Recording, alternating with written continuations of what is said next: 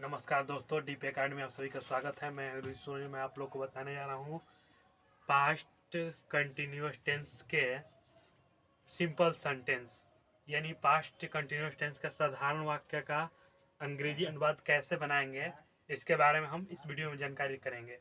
तो चलिए शुरू करने से पहले हम इस वीडियो को आप लाइक करें, शेयर करें, सब्सक्राइब करें ताकि अगला वीडियो आप तक पहुँच सके। तो सिंपल सेंटेंस को लोग अफर्मेटिव सेंटेंस भी कहते हैं। तो चलिए शुरू करते हैं। Simple sentence past continuous CONTINUOUS continuous tense TENSA past continuous tense के simple sentence SIMPLE simple sentence SENTENCE simple sentence का हिंदी होता है साधारण वाक्य।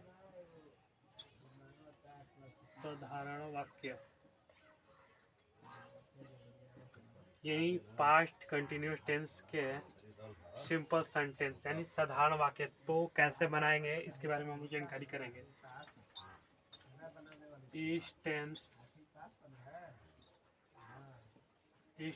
के साधारण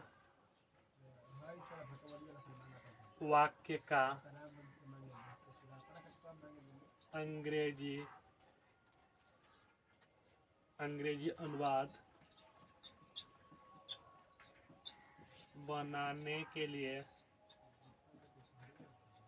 बनाने के लिए सबसे पहले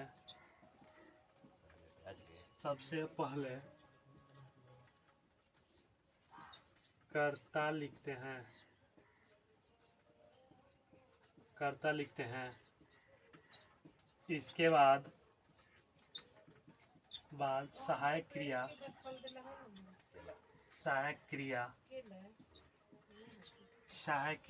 वाज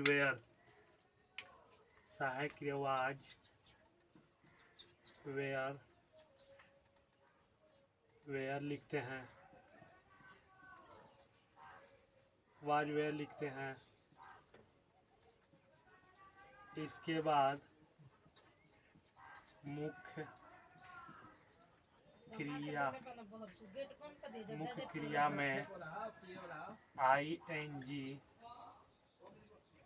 जोड़ देते हैं और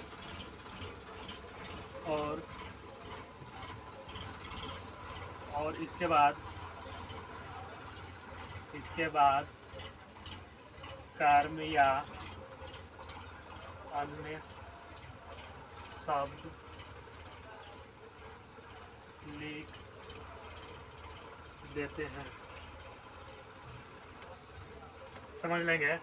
इस टेंस के साधारण वाक्य का अंग्रेजी अनुवाद बनाने के लिए सबसे पहले कर्ता लिखते हैं, इसके बाद सहायक क्रिया वाज वेयर लिखते हैं, इसके बाद मुख्य क्रिया में ING जोड़ देते हैं और इसके बाद कार्य में अन्य शब्द लिखते हैं।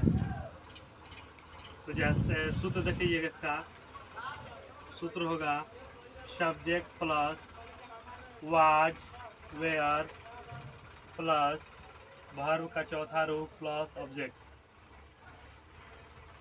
जैसे वह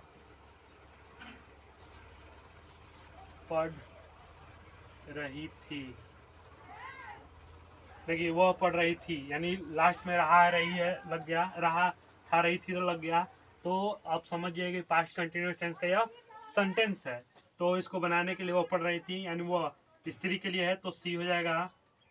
सी के साथ वाज का प्रयोग होता है, सी वाज। वर्ब का चौथा रूप, तो चौथा रूप रीडिंग READING रीडिंग। वह पढ़ रही थी तो सी वाज रीडिंग। मैं अंग्रेजी पढ़ रहा था।